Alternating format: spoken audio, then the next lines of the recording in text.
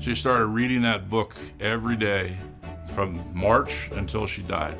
So in that 4-month period, she learned her family history and she read it every single day because of that book.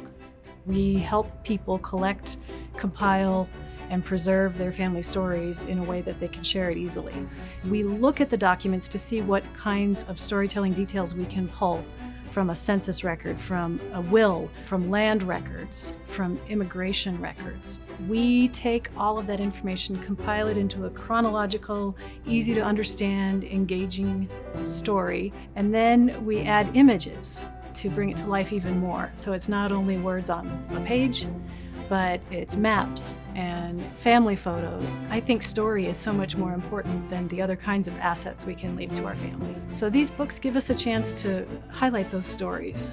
I called ProGen to try to help me speed up putting together a history of what her family looked like. Emotionally, my mom was blown away. She had no idea the story, and so it touched her immediately. It was very extensive.